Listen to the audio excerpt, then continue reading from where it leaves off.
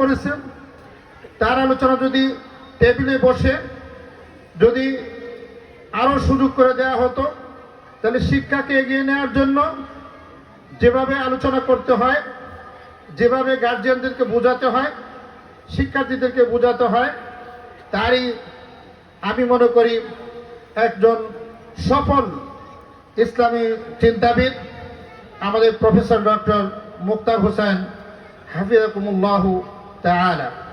আজকের এই অনুষ্ঠানে উপস্থিত রয়েছেন প্রধান অতিথি হিসাবে অত্র এলাকার মধ্যমণি, সকলের প্রিয়জন, যিনি জালেম ফ্যাসিস্ট সরকারকে প্রতিহত করার জন্য যারা এগিয়ে রয়েছেন তাদের মধ্যে আপনাদের সকলের মধ্যমণি প্রিয় ব্যক্তিত্ব, সাবেক সংসদ সদস্য ঢাকা 11 ডাক্তার দেওয়ান মোহাম্মদ সালাউদ্দিন বাবু। এখানে উপস্থিত রয়েছেন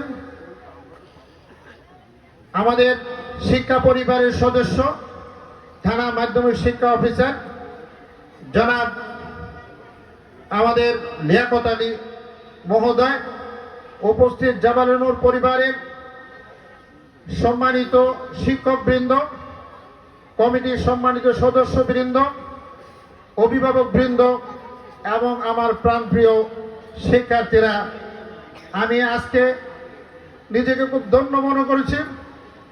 তামিল মিল্লাত যে উদ্দেশ্যে প্রতিষ্ঠা হয়েছিল, যে উদ্দেশ্যে শিক্ষার্থীদেরকে বিচরণ করার জন্য, সারা দুনিয়ায় ছড়িয়ে পড়ার জন্য আহ্বান জানিয়েছিল, তারই একটি সফল ফসল হচ্ছে এই জামালে নূর।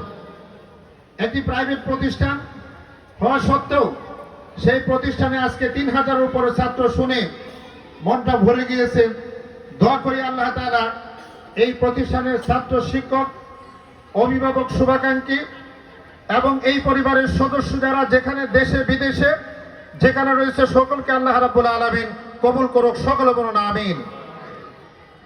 আমি আজকে স্মরণ করছি 25-এ যে আমাদের প্রাণপ্রিয় ছাত্র জনতা যাদের বুকের তাজা রক্ত দিয়ে দেশকে একটি পুনরায় স্বাধীন দেশে পরিণত করেছে, যারা সেদিন শাহাদত বরণ করেছে, জামাল নূরের একজন সন্তান সে শাহাদত বরণ করেছে, তার আব্বু এখানে উপস্থিত রয়েছেন, তাকে মুবারকবাদ জানাই। দোয়া করি সবরে জামিলের জন্য, বিশেষ করে আমাদের এই ছাত্র জনতার জন্য দোয়া করি আল্লাহ তাআলা যেন তাদেরকে শাহাদতের সর্বোচ্চ মাকাম দান করেন, সকলে বলুন আমিন।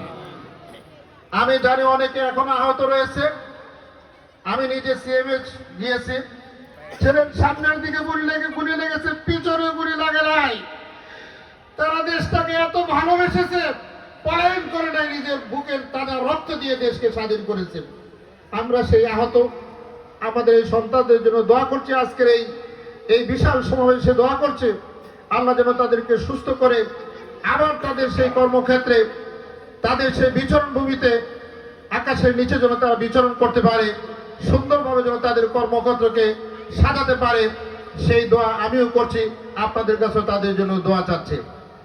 আমি আসলে এখান থেকে আমার নেত্রকোনা যেতে হবে, শেষ পর্যন্ত থাকা হয়তো সম্ভব হবে না। আমার এই আজকের এই মাহফিলের যিনি সভাপতি, আমার অত্যন্ত স্নেহভাজন, আমাকেও সে তার অভিভাবকের মতো মনে করে, ফলে ব্যস্ততার মধ্যেও আসার সুযোগ হয়েছে। আমি যে দুটো কথা বলতে চাই, একটা হচ্ছে এই প্রতিষ্ঠানটা একটা অত্র এলাকার জন্য বড় ধরনের একটা নিয়ামত। যদি আপনাকে আল্লাহ তাআলা যে পরিমাণ নিয়ামত দান করেছেন, যত ঐশ্বর্য আল্লাহ তাআলা আপনাকে দান করেছেন, যে সমস্ত পুরস্কার আল্লাহ আপনাকে দিয়েছেন, সমস্ত পুরস্কার এবং নিয়ামতের মধ্যে 1 নম্বর হচ্ছে একটি দ্বীনি প্রতিষ্ঠান। একটি দ্বীনি প্রতিষ্ঠান মানুষকে শুধু মানুষ বানায় না, একটি দ্বীনি প্রতিষ্ঠান দেশের জন্য রত্ন তৈরি করে, একটি দ্বীনি প্রতিষ্ঠান দেশের জন্য সুনাগরিক তৈরি করে, একটি দ্বীনি প্রতিষ্ঠান দেশের উন্নয়নে যারা কাণ্ডারি হবে তাদেরকে তৈরি করে। এই জন্য এই প্রতিষ্ঠান আপনাদের জন্য সবচেয়ে বড় নিয়ামত। আমি মনে করি এই প্রতিষ্ঠানে নিজে অবস্থান করুন, নিজের সন্তানদেরকে দেন, এই পরিবারের সদস্য হন।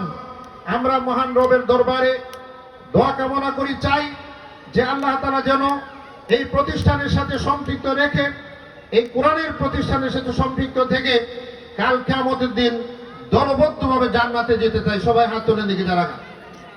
হ্যাঁ আল্লাহ, তুমি সাক্ষী থাকো, তোমার এই কোরআনের প্রতিষ্ঠান আমরা এখানে মহব্বতের সাথে আমাদের সন্তানদেরকে দিয়েছি, আমরা আমাদের চিন্তা চেতনাকে এখানে রেখেছি, আমরা এই পরিবারের সদস্য হিসেবে গ্রহণ করেছি। কাল কিয়ামতের দিনে তুমি আমাদেরকে জান্নাতে এইভাবে দলবদ্ধভাবে প্রবেশ করার সুযোগ করে দিও। সকল বলুন আমিন। আল্লাহ, তুমি আমাদের এই প্রতিষ্ঠানে তুমি কবুল করো, এই প্রতিষ্ঠানের পরিবার সদস্য হিসেবে আমাদেরকে কবুল করো। আমি মনে করি যে সমস্ত ভাইয়েরা এবং বোনেরা নিজের সন্তানকে আজকে এখানে পড়ার সুযোগ করে দিয়েছেন, আপনারা হচ্ছেন বিশ্ব সেরা অভিভাবক, আপনাদের উপর কোনো অভিভাবক হতে পারে না।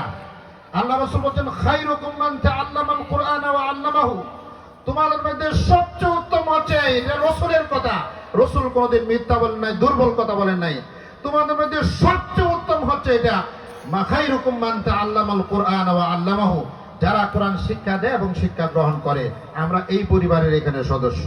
আপনার সন্তান কোরআন পড়ে